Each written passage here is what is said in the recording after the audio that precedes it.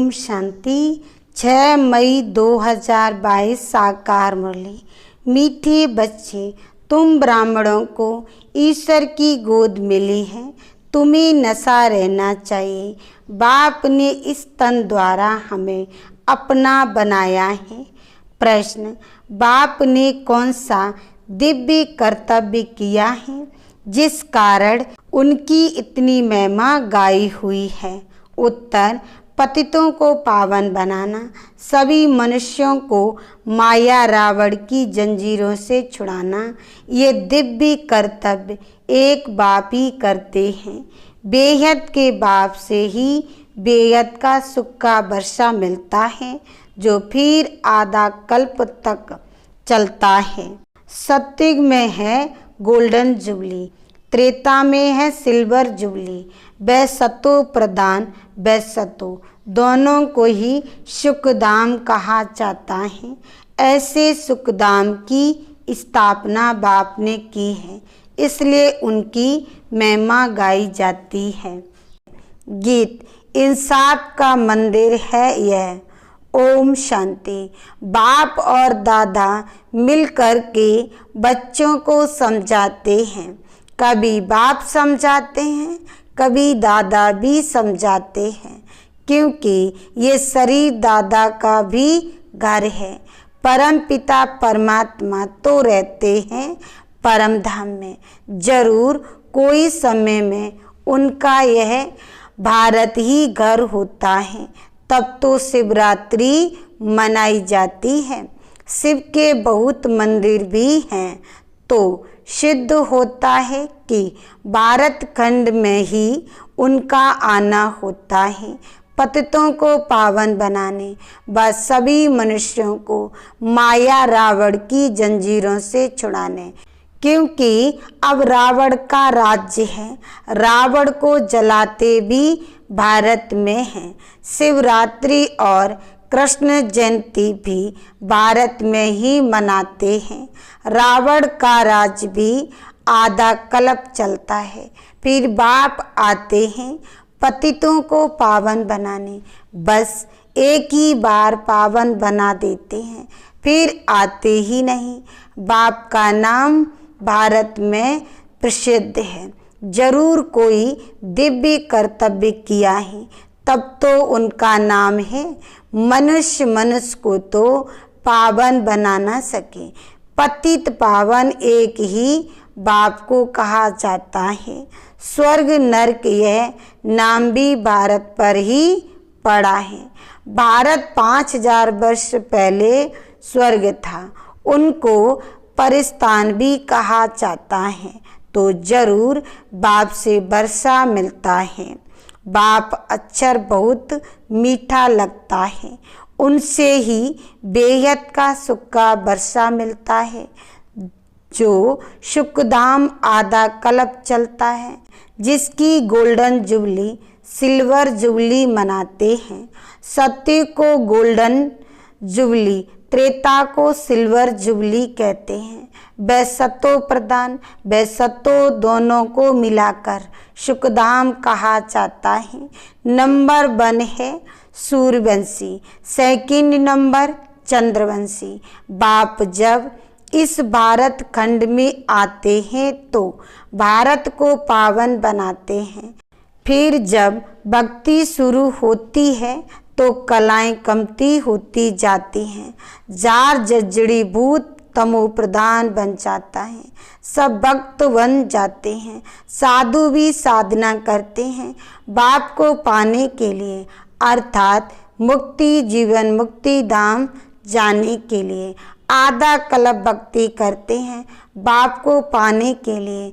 जब वह समय पूरा होता है तो फिर बाप आता है भक्तों को सुखी बनाने।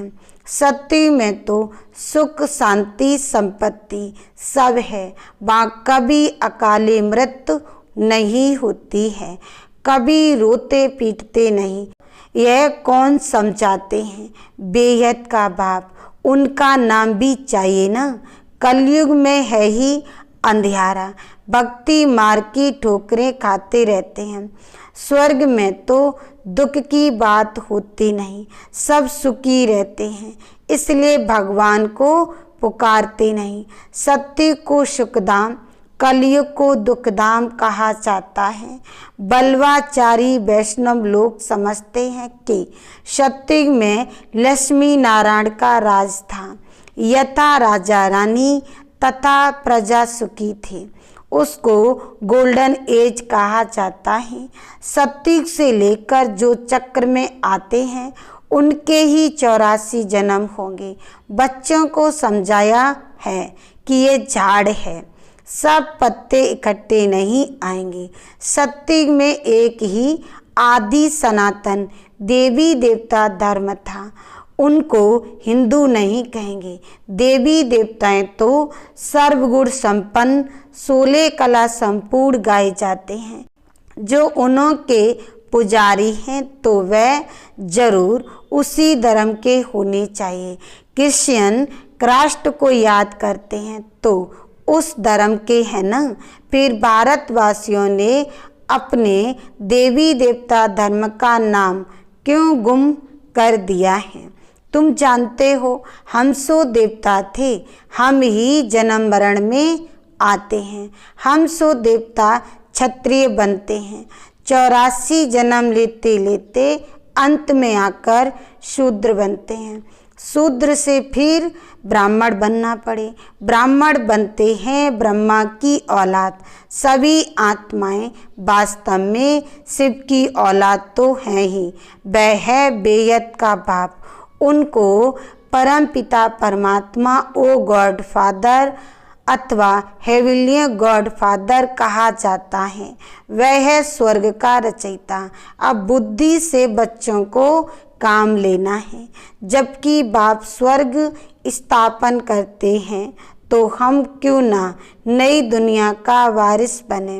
अब वह नई दुनिया पुरानी हो गई है, फिर नई दुनिया कैसे बनेगी? गांधी भी गाते थे ना कि नया राम राज, नया भारत हो। हम जानते हैं कि अब वह स्थापन हो रहा है।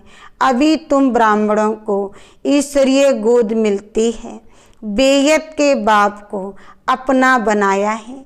प्रैक्टिकल में ऐसे तो सब कहते रहते हैं ओ गॉड फादर रहम करो, परंतु इस समय बाप ने आकर इस तन द्वारा तुमको अपना बनाया है।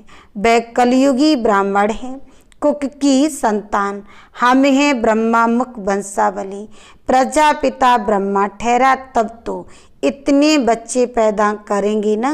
यह तो है मुख वंशावली, परम पिता परमात्मा ने एडाप्ट किया है ब्रह्मा मुख द्वारा, तो गोया माता भी हो गई। तुम माता पिता ओ बाबा, आपने हमको ब्रह्मा मुख द्वारा अपना बनाया है। यह भी समझने की बातें हैं। ज्ञान सागर एक ही बाप है। ज्ञान से ही सतगति अर्थात दिन होता है, अज्ञान से रात होती है। कलयुग तो रात है ना। इनको भक्ति मार्ग कहा जाता है। शास्त्र सब भक्ति मार्ग के हैं, उनसे कोई बाप के पास पहुँचने का रास्ता नहीं मिलता। बाप आते ही हैं कल्प कल्प। शिवरात्रि मनाते हैं तो जरूर वह आते हैं, उनको अपना शरीर नहीं है। ब्रह्मा विष्णु शंकर को भी देवता कहा जाता है। ब्रह्मा देवताय नमः, विष्णु देवताय नमः, फिर शिव परमात्मा नमः। ब्रह्मा है इस साकार सिजरे का बड़ा। अभी प्रैक्टिकल में है, बाप आते ही हैं संगम पर। अभी यादव भी हैं, कौरव भी हैं और पांडव तो हैं, योग बल वाले शक्ति सेना। तो अभी तुम बच्चे जानते हो, शिव बाबा प्रैक्टिकल में ब्रह्मा तन में पधारा है। उस निराकार शिव का मंदिर भी है। शिवरात्रि मनाई जाती है, परंतु गवर्नमेंट ने शिव जयंती की छुट्टी भी निकाल दी है। औरों की जयंतियां मनाते रहते हैं। धर्म की ताकत तो है नहीं, इसलिए अनराइटियस, अनलॉफुल, इंसॉल्वेंट बन पड़े हैं। No purity, no peace, no prosperity. इसी भारत में 5000 वर्ष पहले जब गोल्डन जुबली थी तो प्योरिटी, पीस, प्रॉस्पेरिटी थी। कभी अकाले मृत्यु नहीं होता था। भारत जैसा उच्च संपत्तिवान और कोई हो नहीं सकता। भारत खंड है सबसे ऊंच, उनकी हिस्ट्री भी बनी हुई है। पावन भी यह भारत तो पतित भी यह भारत बनता है। आदि सनातन देवी देवता धर्म वाले ही ये चक्र लगाकर शूद्र वर्ण में आए हैं। फिर शूद्र वर्ण से अब ब्राह्मण वर्ण में आए हो। देवताओं से भी ब्राह्मण वर्ण ऊंच चोटी पर है। सतयुगी देवताओं की जो महिमा है वह बाप की महिमा से अलग है। बाप को कहते हैं ज्ञान का सागर, आनंद का सागर। फिर देवताओं को कहेंगे सर्वगुण संपन्न, वहाँ विकार की बात नहीं। शास्त्रों में तो बहुत गपोड़े लगा दिए हैं कि कृष्णपुरी में भी कंस, रावण आदि थे। वास्तव में तो इस समय कंसपुरी है, फिर सत्युग में होगी कृष्णपुरी। यह है संगम, इसलिए ही उन्होंने कंस, जरासंधी, रावण आदि को सत्युगी देवताओं से मिला दिया है। यह है ही आसुरीय रावण संप्रदाय। अभी तुम ईश्वरीय संप्रदाय बने हो। ईश्वरीय गोद में आकर पवित्र बन फिर 21 जन्मों के लिए देवी गोद में जाते हो। 8 जन्म देवी गोद, फिर 12 जन्म क्षत्रिय गोद। भारत में ही गाया हुआ है कि कन्या वह जो 21 कुल का उद्धार करे, सो तो तुम ही वह कुमारियां हो। अभी तुम हो ईश्वरीय कुल के। दादा है शिव बाबा, बाप है ब्रह्मा। तुम हो ब्रह्मा कुमार कुमारियां। वर्षा उस बेयत के बाप से मिलता है। देने वाला वह है, वह तो निराकार है। वह राजयोग अब कैसे सिखलावे। नर से नारायण बनाने के लिए जरूर साकार शरीर चाहिए, तो इस पति तन में आते हैं। जिसने 84 जन्म लिए हैं, ये बड़े ते बड़ी यूनिवर्सिटी है जहाँ स्वयं गॉड बैठ राजयोग सिखलाते हैं। राजाओं का राजा बनाने। गीता का रचयिता कृष्ण नहीं, गीता माता ने कृष्ण को जन्म दिया। जो देवता बने उन्हों को जन्म मिला शिव बाबा से। क्रिश्चियन को जन्म मिला बाइबल से, क्राइस्ट द्वारा। तुमको भी ब्राह्मण से देवता किसने बनाया? शिव बाबा ने ब्रह्मा मुख द्वारा। ये तुम्हारा है बेयत का सन्यास, वह है हद का रजोगुणी सन्यास, वह निमृति मार्ग का सन्यास। तुमको वैराग्य आया है इस पुरानी छीची दुनिया से। तुम जानते हो कि ये तो अब खत्म होने वाली है। इससे तो क्यों ना हम स्वर्ग के रचयिता बाप को याद करें। बाप कहते हैं, लाडले बच्चे, तुम बहुत जन्मों के बाद आकर मिले हो। तुमने 84 जन्म पूरे लिए हैं। अब तुमको फिर से देवता वर्ण में जाना है। इसमें परहेज भी बहुत है, अशुद्ध चीज खा ना सके। बाप कहते हैं, मैं संगम पर ही आता हूँ मूत पलीती कपड़ों को पावन बनाने। अब मौत सामने खड़ा है। यादव, कौरव और पांडव भी हैं तो जरूर पांडवपति भी होगा। पांडवपति पिता परमात्मा को कहेंगे। तुम फिर हो पंडे, राह बताते हो सुखधाम शांतिधाम की। इसलिए तुमको पांडव शिव शक्ति सेना कहा जाता है। यादव यूरोपवासी तो अपने ही कुल का नाश करते हैं। भारत में है पांडव और कौरव, जिनके लिए कहते हैं कि असुर और देवताओं की युद्ध चले। तुम अभी तो देवता नहीं हो, बनना है। श्रीमत से तुम स्वर्ग के मालिक बनते हो। बाकी सबकी है आसुरी रावण मत। आधा कल्प रावण की मत चलती है। अभी तो सारी दुनिया तमो प्रदान है। यह है रुद्र ज्ञान यज्ञ, जहाँ बाप बैठ राजयोग सिखलाते हैं। जब राजाई स्थापन हो जाती है तो ये विनाश ज्वाला प्रज्वलित होती है। ये ज्ञान प्रायलोप हो जाता है। फिर ड्रामा अनुसार जो भी शास्त्र हैं भक्ति मार्ग के वही निकलेंगे। सन्यासियों के फॉलोअर्स बहुत होंगे। सभी पाप धोने गंगा पर जाते हैं। अब गंगा नदी तो किसी को पावन कर नहीं सकती, वह तो पानी के सागर से निकली हुई है। ज्ञान गंगाएं तुम हो जो सागर से निकली हो। बाकी गंगा कोई पतित पावनी होती नहीं है। बच्चों को फिर से भक्ति का फल बेहद सुख का बरसा देने आया हूँ। जो बाप से आकर पढ़ेंगे वही स्वर्ग में आएंगे। बाकी सब अपने अपने सेक्शन में चले जाएंगे। इस ड्रामा चक्र को भी समझना है। चक्र को जानने से तुम चक्रवर्ती राजा बनते हो। गवर्नमेंट ने भी चक्र निकाला है। 3 शेर दिखाकर फिर नीचे लिखते हैं सत्यमेव जयते।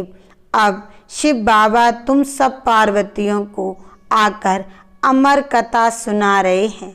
अमरपुरी का मालिक बनाने, इसको ही सत्यनारायण की कथा व अमर कथा कहा जाता है। ये कथा एक ही बार सुनकर तुम स्वर्ग के मालिक बनते हो। बाकी सब हैं दंत कथाएं। अच्छा, मीठे मीठे सिकिलदे बच्चों प्रति माता पिता बाप दादा का याद प्यार और गुड मॉर्निंग। रूहानी बाप की रूहानी बच्चों को नमस्ते। धारणा के लिए मुख्य सार। पहला पॉइंट, देवता वर्ण में जाने के लिए भोजन की बहुत परहेज रखनी है। कोई भी अशुद्ध चीज नहीं खानी है। दूसरा पॉइंट, इस पुरानी छीछी दुनिया जो कि अब खत्म होने वाली है, इससे बेहद का वैराग्य रख स्वर्ग के रचयिता बाप को याद करना है। वरदान, अपनी शक्तियों व गुणों द्वारा निर्मल को शक्तिवान बनाने वाले श्रेष्ठ दानी व सहयोगी भव। सार्मिका, श्रेष्ठ स्थिति वाले सपूत बच्चों की सर्व शक्तियाँ और सर्व गुण शमी प्रमाण सदा सहयोगी रहते हैं। उनकी सेवा का विशेष स्वरूप है बाप द्वारा प्राप्त हुए गुणों और शक्तियों का अज्ञानी आत्माओं को दान और ब्राह्मण आत्माओं को सहयोग देना, निर्बल को शक्तिवान बनाना, यही श्रेष्ठ दान व सहयोग है। जैसे वाणी द्वारा व मनसा द्वारा सेवा करते हो, ऐसे प्राप्त हुए गुणों और शक्तियों का सहयोग अन्य आत्माओं को दो, प्राप्ति कराओ। स्लोगन, जो दृढ़ निश्चय से भाग्य को निश्चित कर देते हैं वही सदा निश्चिंत रहते हैं। ओम शांति।